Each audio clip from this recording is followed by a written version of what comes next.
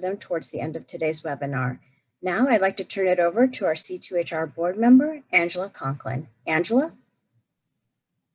Hi, everyone. Welcome to this webinar. I'm Angela Conklin, and I lead human resources for Vyve Broadband. As a C2HR member, board member, I want to invite you to our virtual conference. And our virtual conference is on August 10th through the 13th. It really is going to be amazing if you haven't gone before. If you have, the content is going to be on the future work and the vision for the next normal. There's going to be 15 sessions that are really cool, and I can give you some inside information because I'm on the planning committee, that the sessions are really shaping up, and there's going to be very relevant information that we can all really use. There's going to be cross-company networking with 500 people, and if you want credits, education credits for HRCI or SHRM, you can get 10 of them by attending the sessions.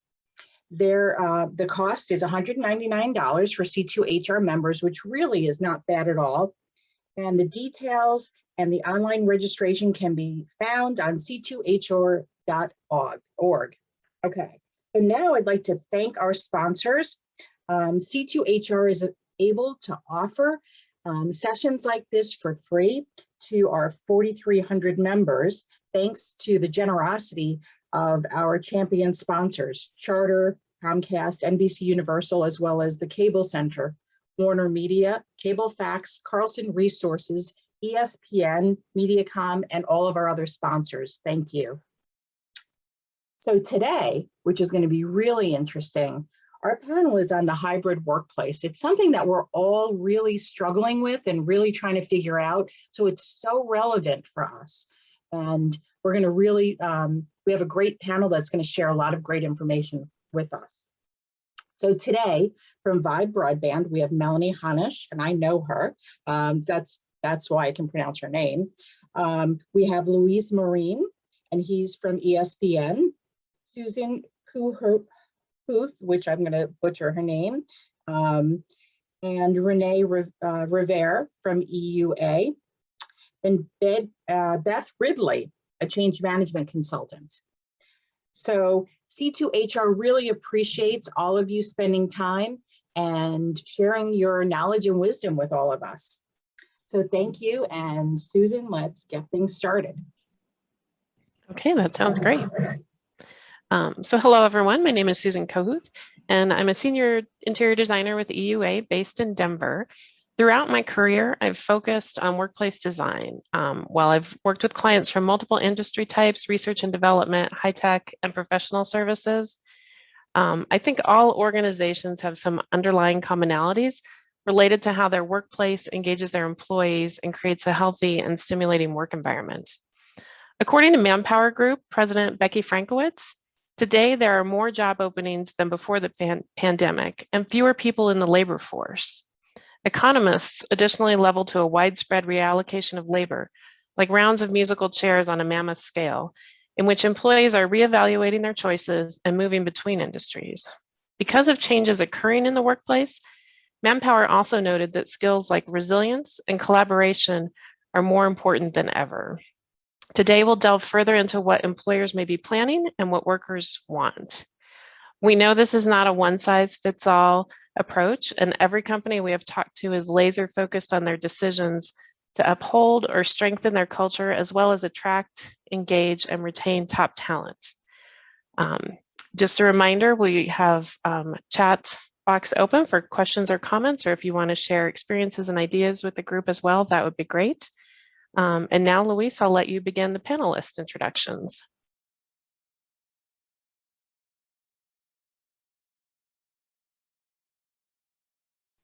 Thank you so much. I'm Luis Marin, and I'll give you a sense of who I am, where I work, and a quick background of myself. So I'm a senior director for organizational development for ESPN, and our group is under Development, Inclusion, and Wellness, or DIW, that belongs into the HR organization. I have a bachelor's degree in industrial relations and master's degrees in both business administration and international management. And my early career was in what I would refer to as industry HR. Then after master's, went to consulting for a while, and then came back into sort of HR in the industry, if you will. And I have been with ESPN for about 9 years.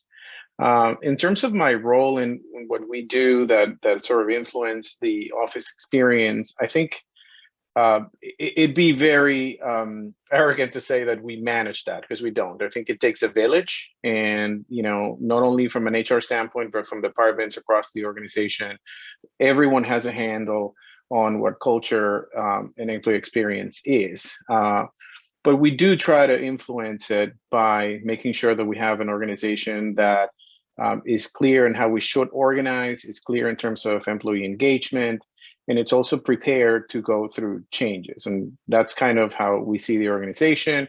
And now we're also experts in pandemic response and management. So that's me. Thank you for having me today.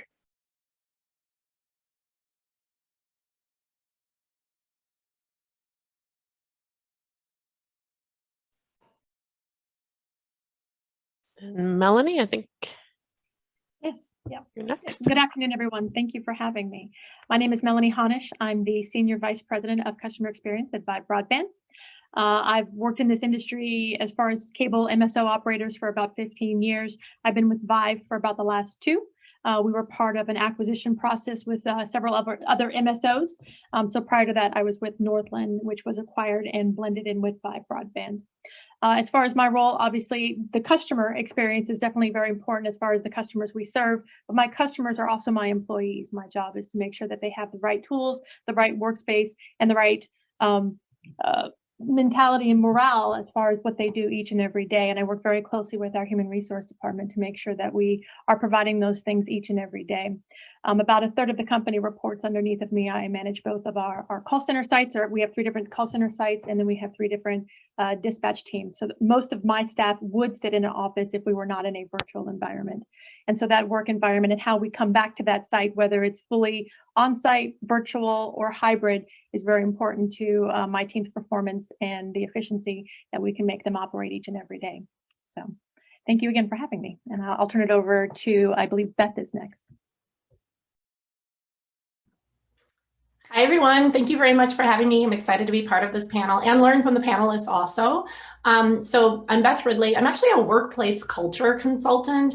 So change management is a piece of that. And I really, I sort of embed myself with leadership teams and organizations to transform their cultures so that the culture is a differentiator for their success. I really focus on helping leaders and employees at all levels of the organization embrace diversity, equity, and inclusion, and resilience as leadership competencies. And I really believe that there are small things that everyone can do in their daily interactions and their daily decision-making that can really make a difference in terms of transforming the culture. I have about 25 years of corporate leadership experience, also a background in positive psychology and experience leading diversity, equity, inclusion. So I combine all that to bring out the best in people so they can do their best work. And if I am meant to kick it off to someone else to introduce themselves, I don't know who that is. So okay, I welcome any of the panelists to go for it.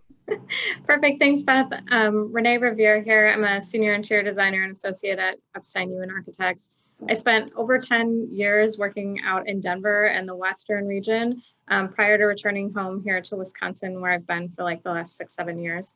I've been fortunate enough in my career to work with a variety of organizations, but really with a focus on cable, high tech, and corporate sectors. And what I enjoy is understanding that what our clients' business goals and drivers are, and then strategizing on how to optimize employees' effectiveness by really crafting an environment that supports culture, but also provides opportunities for that cross-pollination and innovation. So that's a little about me. Thanks for having me today. Great. Well, thank you all. When we've connected with many of our clients in the past several months, they were exploring policies around work from home versus in office. Some were looking specifically at identifying work modes for employees' workflow in order to best align with place and even piloting new ways of work within their organizations and trying to adapt those to policies as they move forward and people start to come back into the office. So I'm interested in opening up our conversation today with a high-level understanding of where your organizations are at in this spectrum and what tools you might be using to help inform your decisions, whether in policy adjustment or workplace adjustments being made. So starting the first couple questions off with Luis and Melanie.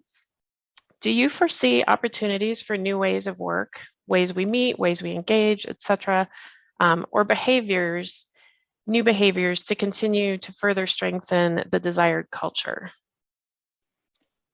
Yes, thank you. I'll start. I think absolutely. The sky's the limit now in terms of opportunities with regards to the ways that we work. And if I were to generalize this, I think that the word that comes to mind is flexibility, right? Inclusion as well. But those two actually are top of mind in our company and in terms of how we're looking at this. Now, I do believe there are many opportunities open for companies to decide what the future state of work or the workforce will be. And it's important to think that there is not an ideal solution, or at least that an ideal solution will not present itself quickly, right? In other words, there won't be a one size fits all. You have different functions, different types of work, different ways of doing work that are going to be impacted. And so I believe companies need to have some space to experiment and try and test certain things, that could work or could not, right? It depends. That to me makes it very exciting because it gives us an opportunity to explore how we work as employees, right, and with ourselves to be better. And in the end, I believe once this is all kind of, figured out in the near future, I think that the organizational culture and the employees will benefit greatly from that.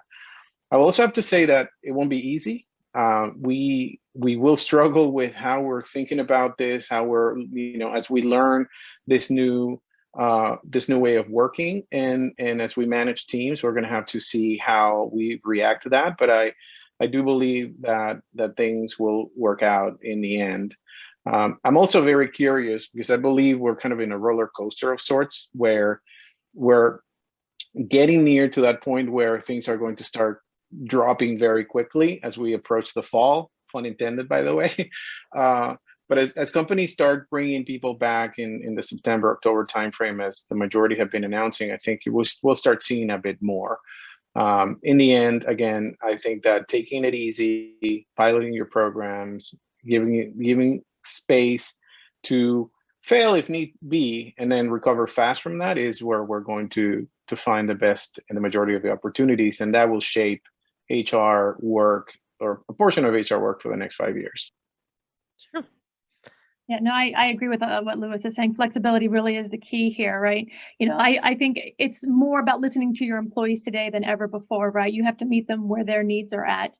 There's this conversation, kind of the great quitting going on right now. A lot of employers are experiencing quitting and hiring challenges, and so it's more important, I think, today to listen to what that employee needs for flexibility around their working environment, their working needs, and even that work-life balance that we talk about to really influence the culture, because the culture is your employees, right? That's what drives what your culture is as an organization. And if you're not listening to that and not in tune with that, you're going to miss that opportunity. And I think that Luis's point around, you have to experiment and you have to be ready to be quick to rebound from any failure, I think is really going to be key in being successful in adapting to that flexibility that you may not have had before in your organization. But I think even technology plays a role in a lot of this too, right? I mean, here we are on a Zoom call, and the technology around Zoom and Team and all these kind of conferencing tools. I was rarely on a video call a year and a half ago, right? I do nothing but video calls, and just that alone shows the way that we've changed the way we communicate and the way we meet and the way we engage with others. Attending a conference virtually would have probably not been my first choice. I liked going in person. I've adapted to being able to do virtual conferences and enjoy attending them now probably more than I ever have before. So even as an individual, the way that I work and the way I engage with my peers has changed too. Great. So it sounds like you've both put some thought into a hybrid workforce where employees have flexibility to work in the office or work remote. How far along are you in that process, and how does this differ from the expectations pre-pandemic? Have you made adjustments to your policy? Yeah, we're far on along the route of understanding what we need to do, but like I said, we're experimenting more than anything. So we're piloting this idea of having 3 types of employees general in the organization, right? So where we have people that will be in office the majority of the time because of the type of function that they perform, people that would be considered more hybrid, that would, break their time between office and home, and then people that could potentially be more on the fully remote side. So we're piloting that hybrid mode, and we're asking people to come back to the office around 3 days a week. And our recommendation right now, we have a preference between Monday through Wednesday. Well, we have a preference of what days we think they need to be in the office, which is more Monday through Wednesday. And the idea is more the idea of that sort of that approach is to grant managers the flexibility of telling people, well, I need you to be in the office at a particular time, right? And at the same time, give people the flexibility of not being in the office when they need it. So we're encouraging a lot of conversations around flexibility around managers and employees understanding what they need, etc. And we're also looking at our remote policies to clarify more the criteria for qualification of that and for qualification of a remote engagement. And we are going to have questions and people will react to it, and we'll see how it goes. And again, we'll correct as we need to. Yeah, and kind of ending with or starting with what you ended with your question, kind of pre-pandemic, how we dealt with it. We had hardly any virtual agents. I think I had 2 maybe that I would have considered a remote or a virtual agent in some capacity. It definitely was not the preferred way of operation, and definitely not the way that I felt like I would want to run my contact centers. I've completely flipped on that in the last year, even so much so in the way that we're considering our policy. Initially when we started talking about kind of virtual hybrid on site, we wanted kind of virtual to be, the high achiever, the top of the performance group, right? And really we want to set it up more as, you can be virtual, but you could lose it based on performance. So we actually are making that the standard and then working to maybe moving them on site if they're having a performance issue. So even in this process, we've kind of adjusted the thought process around what we want to offer, right? It's not something to earn, it's yours already, don't lose it, right? So to the same point that Luis made, we're considering 3 models, fully virtual, a hybrid model where they would be on site 1 week out of every 6 weeks. And we can talk later about why we've gone with that model. But we have a lot of frontline staff, right? So we have childcare issues, child arrangement, maybe parent arrangements. And so kind of doing a staggered week, Monday, Wednesday, Friday can be difficult for childcare situations, whereas allowing a full week on site and then more of a cycle through a 5 to 6 week cycle seems more reasonable to cover for a week of care. And then fully on site would be the third option. And those may be new hires, people that were working in training or performance issues that we need to work with them a little bit more closely to improve. Okay, great. Beth, let's pull you into the conversation as well. For those considering hybrid work, what anticipated guidelines are you implementing regarding scheduling team collaboration? So, Melanie, you just touched on some of those that you're approaching. Beth, from your perspective, what do you see organizations struggling with and trying to adapt along those lines? Yeah, I mean, I think for a lot of employees, their hesitation to come back in person is that they're going to lose some of that head down focus work that made them feel really productive and caught up with things. So that's what I hear from my clients. So I'm really encouraging, no matter what, whether it's hybrid or in person, you have to be super intentional about why you're asking people to come together. I think, we just sort of get in work execution mode and people just sort of accept it the way it is. I say if we're, none of us have ever come back from a pandemic before. So don't come back the way it was. Now's the time to really look at everything. And so I work with clients on coming up with criteria for what is meeting worthy, that it's simple to use, that everyone can use, across the organization before you schedule a meeting. Do we really need to have another meeting? And if you are having a meeting, are you designing it so it's intentional and really having impactful outcomes? I think more than anything, that's what people are really looking for, whether it's in person or hybrid. So I say just be very intentional about why you're asking people to meet, equip people across the organization to make more informed decisions about how to meet and if a meeting is required.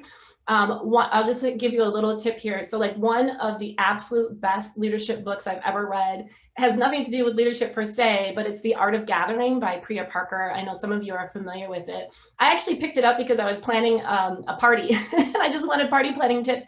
But she's so thoughtful about be intentional about how you bring people together. Time is money. And when you're bringing people together, make sure that you're having not just an impact in the meeting, but like a lasting impact. So be thoughtful about the gathering. And so I sort of distilled down some of those tips and like, again, equip everybody in the organization. Like think about why you're coming together. I think those small things employees really appreciate. Because I'm not so sure, like, I just feel like underlying this question of in-person or remote is this sort of like pull on people's time. And I think people felt that when they were remote, they had a little bit more control over that and they could just, feel more productive because they just didn't, we're so tired of being in useless meetings, I guess is the bottom line. Definitely. Melanie, anything you want to add along those lines? Yeah, I can elaborate, as I said, I'd talk about a little bit later, kind of why we chose the 6-week cycle, 1 week on site. To Beth's point, exactly right. It was very intentional. We plan to schedule a team on site so that they can collaborate with their team. They get a little bit of face-to-face time with the team that they're part of underneath of their supervisor, so they can meet with their supervisor and get that face-to-face time with their team. So it's not necessarily a scheduled meeting that they have to attend. They're on site and get to collaborate for that week, and then they can feel a little bit refreshed about that kind of in-person interaction, and then go back home to their remote virtual setup. So it was intentional to think about why that cycle should be every 6 weeks and why they're there for that week. It just kind of gives them that kind of reboost, refresh team initiative, and then they can kind of refresh every 5 to 6 weeks with that group and kind of get that touchy feeling that they should have and not have to sit in a meeting every day of an hour of a day. And obviously running a call center, right? I need folks on the phone. So the more time I have them on the phone, time is money, as Beth said, right? Okay. So it's really important for us to have that collaboration happen, not necessarily as a scheduled meeting, like Beth said. Let's not kill ourselves by meetings. And I think that ties really both of those, just being intentional and what you're saying about over meeting ties into the next question is how are you approaching psychological safety for your employees? We've had a lot of discussion around safety as employees return to the office, and that can be physical and mental. So how are you all addressing that? I can jump in there. So kind of my sweet spot. So yes, to me, psychological safety, I'm so glad that a lot of companies are having renewed emphasis on this in terms of the emotional as well as physical well-being, but I would also say belonging is a piece of that as well. And so do people feel a sense of they're valued, appreciated, but they feel comfortable speaking up without fear of retribution or consequences, negative consequences, so that they're more likely to engage and be their best. So again, I think all of these things that we're talking about, sort of guidelines around when and where and how people work, really are pillars for creating a culture where people feel that they can be more themselves than not, so that they're more willing to contribute. When employees feel that they have to edit themselves at work too much to fit in, you're losing the best of them because they're focusing more of their time and energy on fitting in and figuring out what not to say so they don't embarrass themselves versus digging into the work and taking maybe some risks in order to do a better job. So in terms of the approach for psychological safety, to me, that really comes down to, again, diversity, equity, inclusion principles, and how do we make it relevant and accessible for everyone in the organization to embrace these principles and bring them to life in simple ways in their daily interaction. These things, I believe, are fundamental leadership qualities, sort of new era leadership qualities, just like you would expect all employees to have basic communication skills, basic strategic thinking skills. I think we need to approach diversity, equity, inclusion values as simple leadership skills because it's about bringing out the best in everyone. And so, there's some simple habits that everyone in the organization can embrace. No longer are these principles just, relegated to the HR department or maybe a chief diversity, equity, inclusion officer. Companies now really are getting it. And, this is not like a statement, this is an operating model. And so just like you would educate on strategic planning and communication skills, we're helping employees embrace these principles, because everyone contributes to the culture by virtue of just how they show up. And so we all have a responsibility to create psychological safety. Definitely. So you've touched on bringing behaviors into the organization and making those changes. Luis, how do you see that from your perspective on the employer side?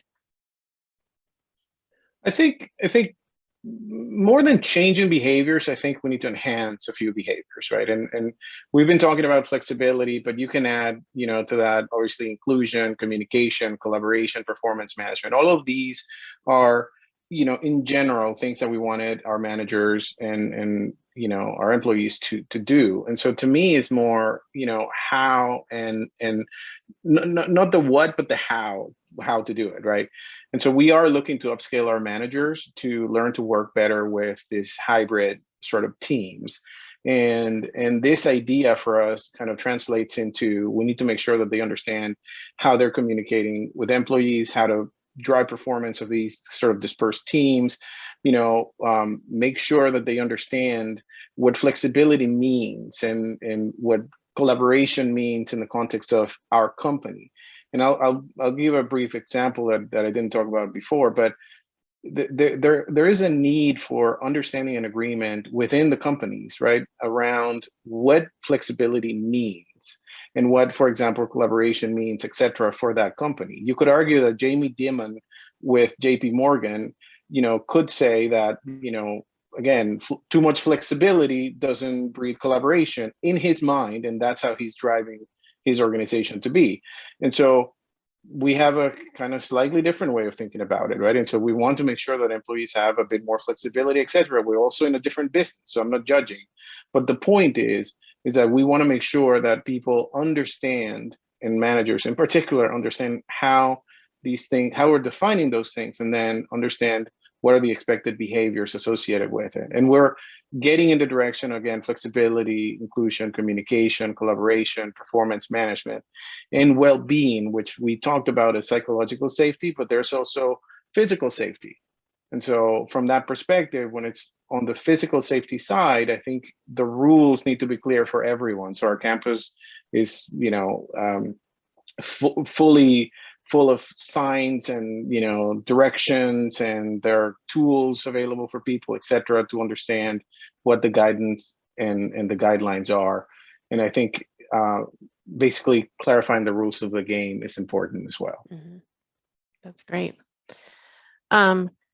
So we've talked about the behaviors and some of the changes that we want to open up the workplace to going forward.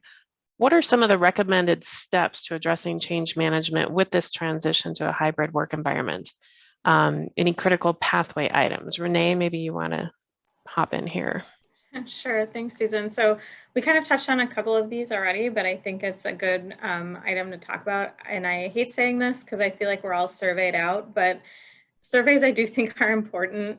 But what I think is critical in that surveying mentality when you're talking about hybrid work is less about, do you want to be in the office? Do you want to be at home? The question is, what is working at home and what is working better in the office?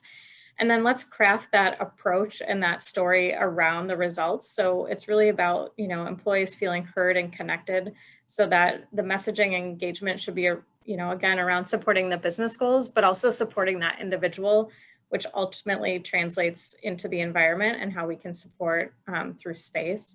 And then Luis touched on it right away, which is great, is pilot programs. So if you do have resources and support to pilot things, yes, we've never done this before. So, let's learn from those experiences. But again, that's another great change management tool. One, from a learning from, a design and facilities and implementation standpoint, but also the more that people feel engaged in the process and that they can provide feedback that might shift the outcome, the more they're going to become a champion for that change and embrace that understanding. So I think those are two pieces that we often check off the list, but if we dig into the why behind why we do them is the important piece of it. Definitely. I would just add, I love everything that Renee shared. Just one thing to add is we just have to recognize that this is another change, and change just produces anxiety and stress. And so I think a lot of this reluctance to come back that I hear, at least from my clients, is just partly due to it's just change. Because if you recall, there was that same reluctance and anxiety when we all had to stay home. Now people don't want to leave their homes. So I think, you know, the good thing is leaders actually scored really high marks with how they handled the transition to stay at home during the pandemic. That created a lot of goodwill in organizations. Most employees will say they really appreciated how their leaders handled that. So I say reflect on what you did and do that again. And so I think that was a lot of communicate very often, be very transparent and vulnerable. It's okay to say that you don't know. Acknowledge people's fear and concern and anxiety that comes just naturally with change. And also just give ourselves some grace. You know, none of us have come back from a pandemic before, so we don't have this all figured out. And recognize that, you know, part of being flexible means we will try something. To Renee's point, test, learn, modify, get that feedback along the way. Let people know. We don't know, but we're putting our best foot forward. We may change based on your feedback, and we want you to co-create that. But I think we just gotta, like, you know, give ourselves a little bit of grace, and we can't figure this out perfectly. It won't be perfect, but, you know, we can, you know, be vulnerable and sensitive, put the best foot forward, and be willing to adapt along the way. Yeah, I think that messaging and communication is so important. I know I saw on a micro level what you just described with my daughter in school. Didn't like remote, but then this spring when they went back, she's like, well, can I just stay at home? Like, I got this figured out now. So it's change, and we just have to be very adaptable, but communicating that we don't have all the answers, I think, is critical to that. Renee and Melanie, what about the physical workplace environment? How can organizations look at that to help evoke these changes and these ideas that we're getting from employees and from each other on communications like this? But how can we physically support some of this? Sure, I can jump in, and Melanie, feel free to jump in, but kind of looking at the small scale, incorporating what I'd call inclusivity protocols from a digital and physical standpoint. So just being cognizant, I think someone else mentioned this earlier, but we're all used to being all virtual now. When you're back to hybrid, it's your old habits come true, and you might forget about someone on the other end. So just remembering, you know, go around the room, how to engage that virtual audience as well, so everyone feels included together. And then on another small scale, environmentally, really the incorporation of technology. It's surprising to me, and I guess that's why I'm at the table, right, as a designer, seeing the legacy facilities that some of our organizations have that are so technology focused, but not having the technology to support. So I'm like, wow, you really don't have a screen in any room that doesn't fit less than 12 people. How do you share things? So just being more conscious of maybe investing in the technology side, even before investing in the architecture side, which I can't believe I'm saying, but you know, it's true. On the large scale side, briefly, I would just say that, you know, determining the why behind why hybrid workers want to be in the office during those days and times. Is it to collaborate? Is it to focus? And likely it's to both, and really needing to have the environmental options to support those behaviors, both focus and collaborative. And so on that broad level, really determining, I think, the mobility and the work style of individuals is what's critical when we move forward to hybrid. And so determining then how you retool the space is what you discovered during, you know, that whole process. It's not a prescribed solution, unfortunately. So again, just leading with those business drivers and supporting individual needs will help us shape the space, which will be individual to each organization. Yeah, no, I think you made some great points, particularly around kind of that technology piece, right? You've got to look at what you can implement beyond just the actual physical space, but technology-wise, I think that's one of the challenges we're facing right now, in that for that flexibility, right? If I'm going to have them come from home or back into the office, you know, we sent them home very quickly with whatever they had at their desk, right? Whatever their desktop was, or if they had a laptop, it went home with them, right? And now we're reevaluating, okay, what equipment do you have? What do we need to swap out? What do we need to make it available in our office space so that you don't have to transport stuff back and forth, right? That it's a quick, I can come into the office or I can stay home. So, you know, desktops, docking stations, micro desktops, right? Laptops, all these things, monitors, keyboards, all that has to be invested in right now, and basically duplicate for the staff so that they can have that quick flip in and out of the office. we've actually overhired for the space that we have because we were virtual. I could hire more people. I didn't have to count my seats in a center anymore, right? So we've actually, that's part of the reason we are very much in favor of the hybrid and kind of rotating seat model, in that, you know, you can come in and sit down in any spot in the room. You don't have an assigned seat anymore. You can come in and sit down, and if you like the corner of the room today and you want the other corner room the next time you come in, it's your seat to have when you come in. So that flexibility, again, about, you know, you don't have an assigned seat anymore. I think there is a little bit of loss for that, though, in if I personalize my space in some way, right, with family photos, I don't have that option anymore. So those are things that we're trying to take in consideration, is that I don't want to make it so impersonal that you obviously you don't want to be there either. So yeah, I think those are things that we're still figuring out, but I do think that technology piece that Renee mentioned is very, very important. Definitely. So we've experienced some clients looking at access real estate as an opportunity to decrease their overall portfolio footprint. Some clients are looking at unique uses for repositioning their real estate, which could include corporate interactive museums or spaces that can engage the community in support of outreach initiatives.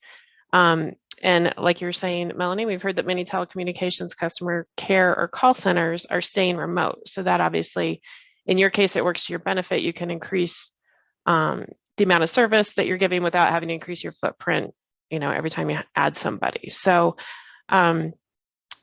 Melanie, Renee, back to you again. What changes do you anticipate to the way that office space functions support the workforce of the future? So we've touched on this a little bit, talking about technology, but so how else do we see that evolving? Yeah, I think even beyond just the physical, you know, cubicle setup, right? I want to make it inviting, right? I want to make it a place that they do want to come. I will say the call center setup is not the most ideal, fun place to visit. Most of the time when you go to a center, it's just a lot of cubicles, and you know, sometimes you'll have balloons and ribbons and streamers up during certain times of the year. But in general, it's not overly inviting. So rethinking why we want them to be on site. I think Beth's point about being intentional about that, right? You know, why we need them on site, why would we want them to be on site? Can we make it fun and inviting in that environment? So that it's not just a cubicle that I plop down and go home to at the end of the day. I think those are all things that we're still trying to figure out and work through. But I think that, again, because I've overhired, right, I've got more people than I have space, really being intentional about that rotation schedule and making sure they can space out if they still have concerns about COVID or their health in some way. That spacing is really important so that I can space them out, or they don't have to sit next to somebody right next to them in a cubicle. So that distance, if they prefer that, or even saying, look, you know, you don't have to be outside at all if that meets your medical needs in this situation. So flexibility, I think, is still key with all of that. Great. Yeah, thanks, Melanie. I think those are great takeaways as well. I think from a planning standpoint, we're seeing kind of this major shift to activity-based planning, which is versus a one-size-fits-all or a standardized, you know, kind of workstation approach. And we were moving this direction pre-pandemic, but as a lot of things, the pandemic pushed the envelope and made people really reevaluate. So planning in an activity-based environment allows users that choice on how and where to work, just even within their day. So not necessarily on Tuesday, I'm gonna work here. It's like, okay, well, for these 2 hours, I need to focus. And for these 2 hours, I need to collaborate. And for these 4 hours, I'm gonna do emails. And, you know, you have a different environment and a different success rate and different postures. So kind of switching to that mode and mentality in order to activate that culture and providing support spaces all along the way is kind of the planning model that we're seeing most companies navigate to, and especially in a hybrid approach. So with the incredibly tight job market for talent, this is still very critical to organization success. And, you know, anyone can feel free to jump in here, but what additional design strategies have you seen companies lean into more than ever to support employee engagement, recruitment, and retention? We've touched on technology. Renee started to delve into the activity-based workplace.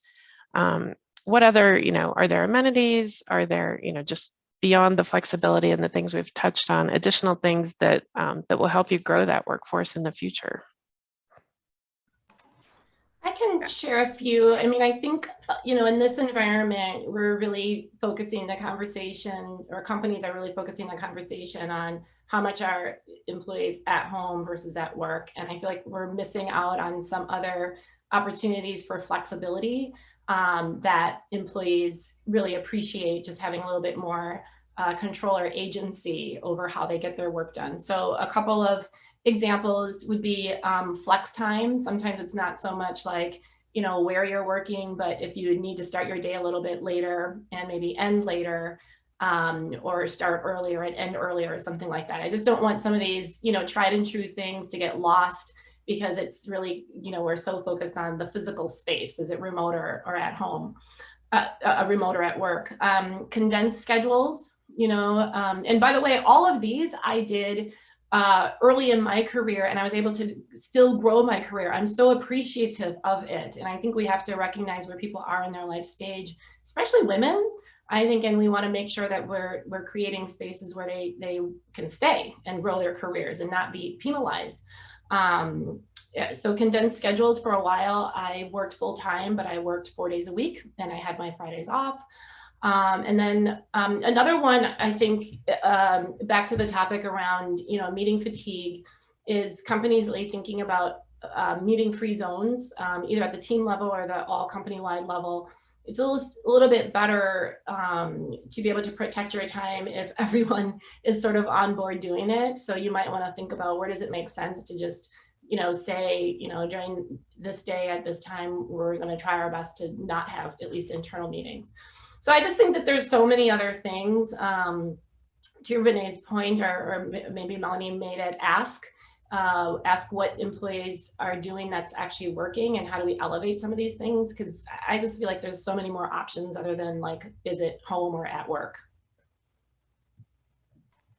Yeah, I think those are great points, Beth. I guess what I would add from a space standpoint is, you know, amenities were always kind of this thing like, oh, we have a fitness center, or oh, we have, you know, like this one really singular amenity. I think amenities today is a lot of things. Some of it's architectural, some of it's technology based, some of it's policy based. But I think really being able to spend your capital and your dollars on both individual and communal spaces, and both can be amenity rich in whatever they're supporting. So one of the things we talk about a lot in this new hybrid environment is, how do you build your social capital when you're not physically interacting with your coworkers? So how do you build that social network? How do you innately do knowledge sharing? How do you translate all of that information? You know, you're less apt to create a Zoom meeting to talk about your career goals than you are to, you know, create a Zoom meeting to talk about how we're going to get through this task. So creating environments and amenity spaces that can be dual function, that can be, you know, used on an individual basis, but also bring people together, I think really help people engage with the culture. And then how do we celebrate the mission of the organization and kind of focus on some of those attraction and retention points of people that feel that engagement connection.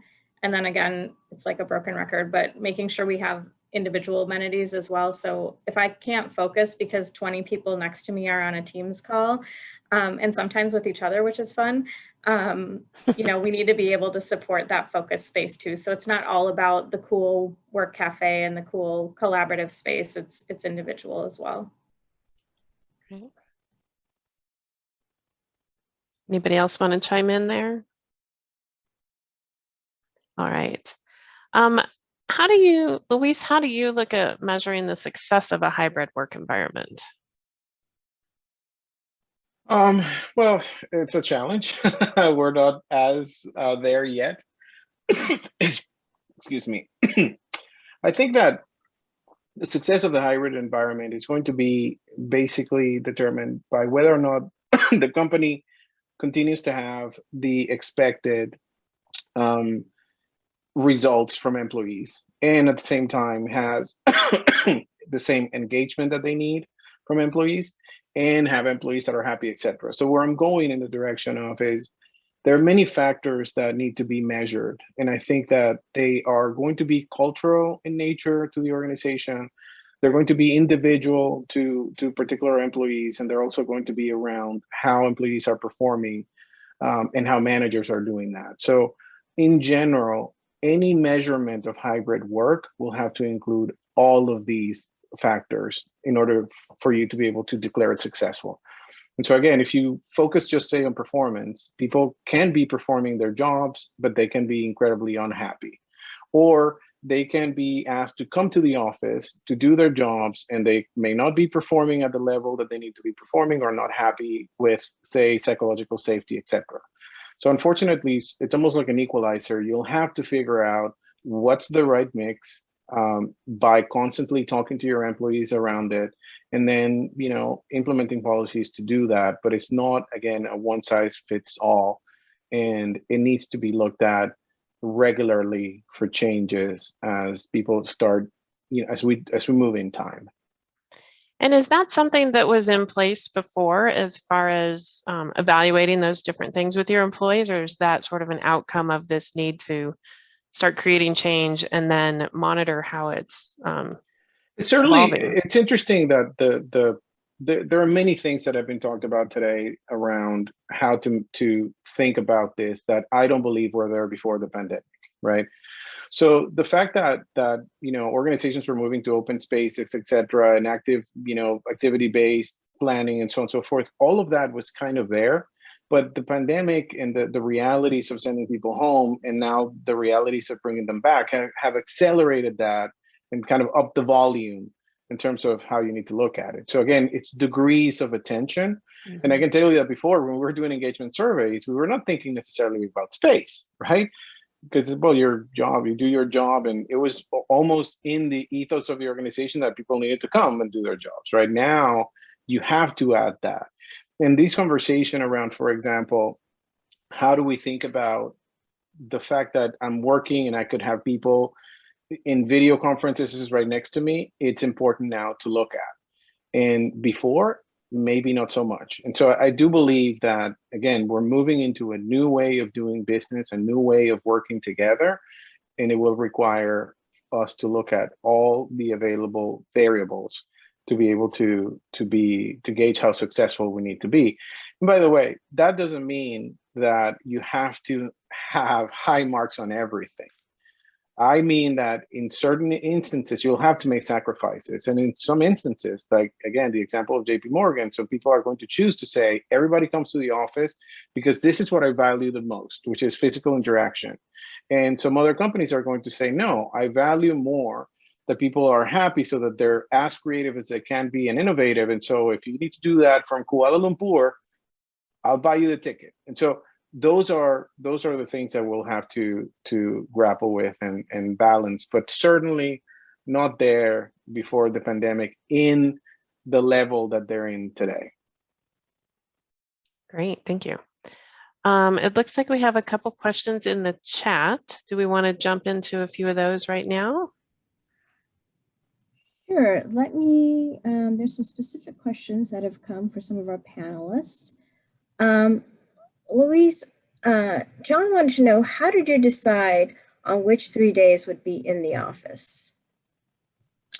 It was selected by leadership, and it's really a decision based on the fact that we were coming 5 days a week before, and it was just the general sense of what we could do at this moment.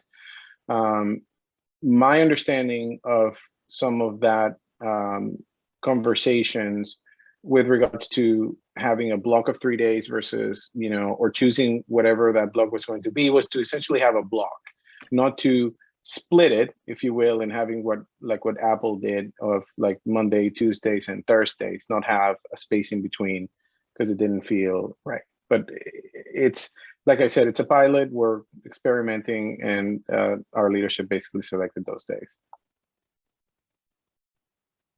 Okay, sounds like everyone's experimenting and finding what works as you move along. Melanie, you have a question from Megan at ESPN.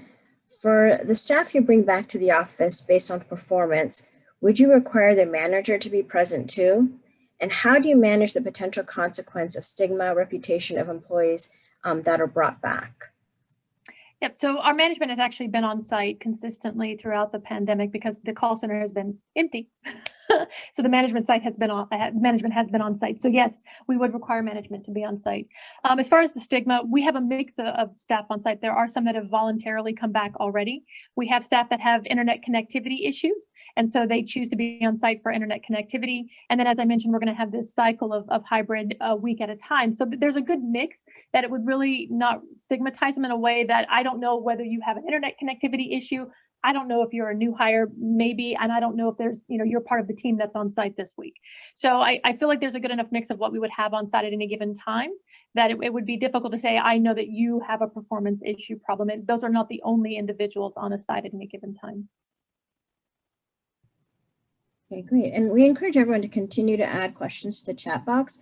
I'm going to ask one more from the chat box, and then Susan, if no other ones come up, I'll let you know. But this is for the group. Is your organization viewing hybrid work as an employee benefit or as a way to support productivity?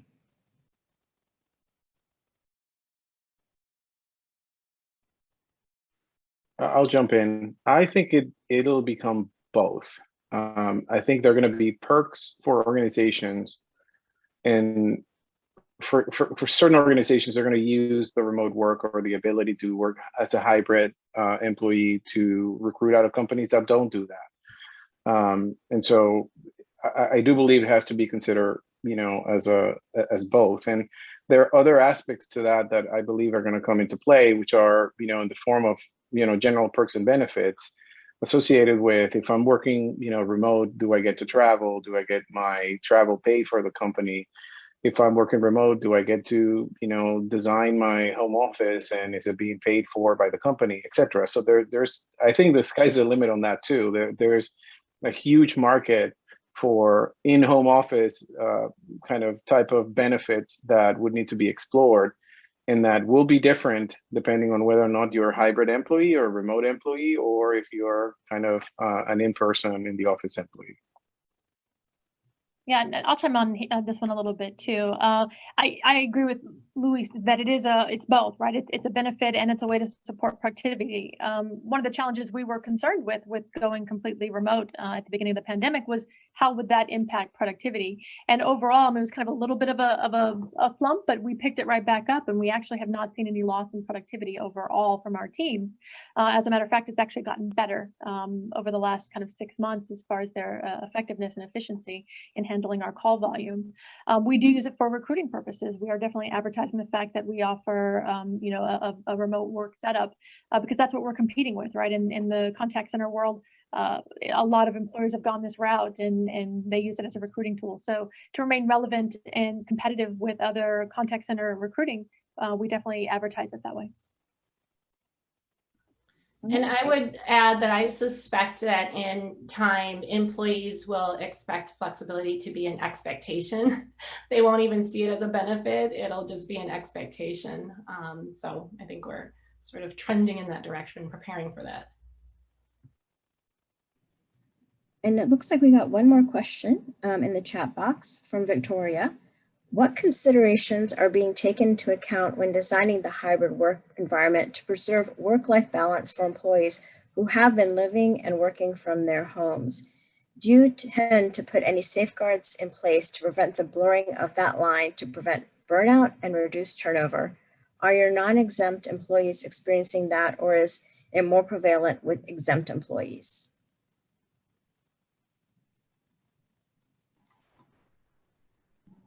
I can take a stab at parts of it.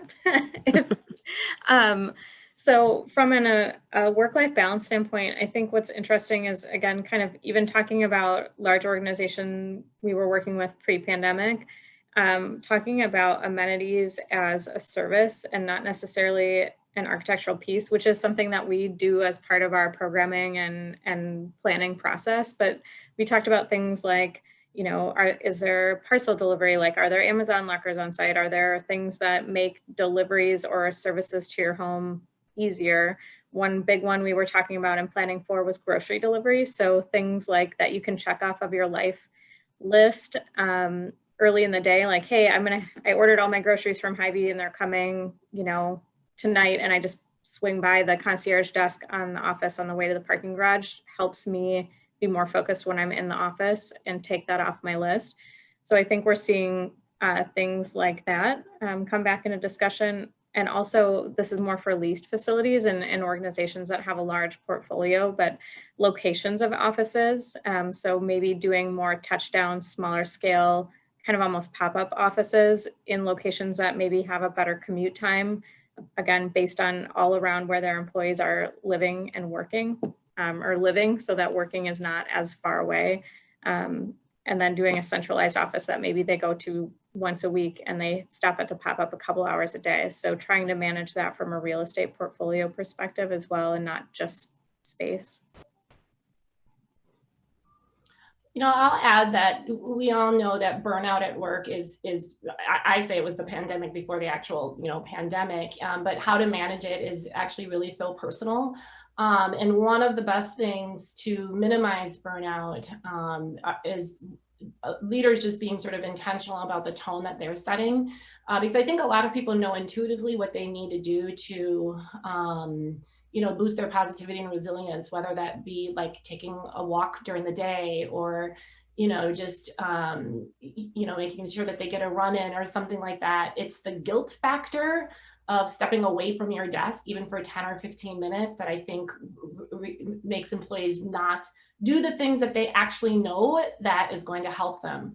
So I think it's important that leaders talk about this simply by sharing the examples of what they're doing to boost their own resilience. It gives other people in the organization at all levels permission to know that it's okay to focus on their self-care.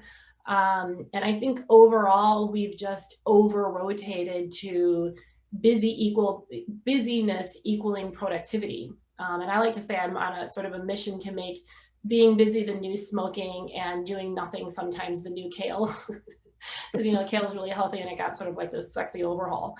But I think that we just need to, and leaderships can set the tone by simply letting people know it's okay to do what you need to do to invest in your own self-care. And sometimes that's the thing that goes the longest, because we all know what works for us individually. We just need permission because we all feel way too guilty not working constantly. And that is the road to burnout.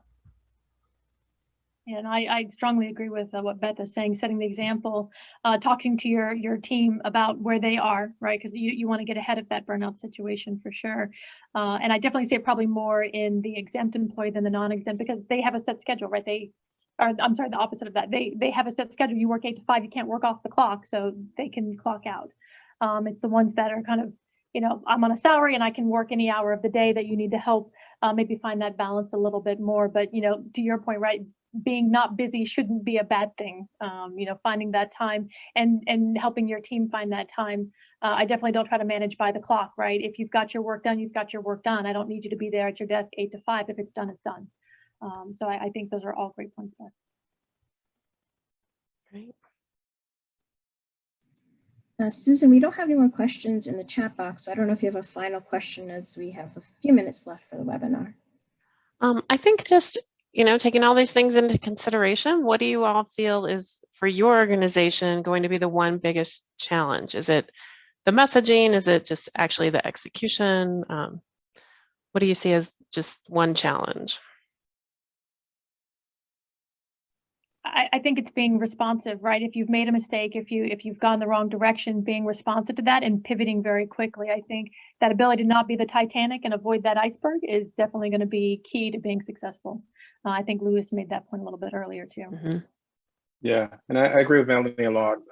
It is true that we need to obviously look at how people are reacting to it. I think that what I anticipate, though, is that we will have different and potentially conflicting reactions from employees in the organization, where some people would be like, I need as much flexibility as possible. Please keep me out of the office. And some others are going to be, no, keep me in the office. And they're going to be in the same function, right? And so we're going to see a bit of those contradictions. And what I think translates into is employee preference, and flexibility is going to be a big component of that. And we need to be ready to make sure that if they are in conflict, that we try to resolve it however way that makes sense.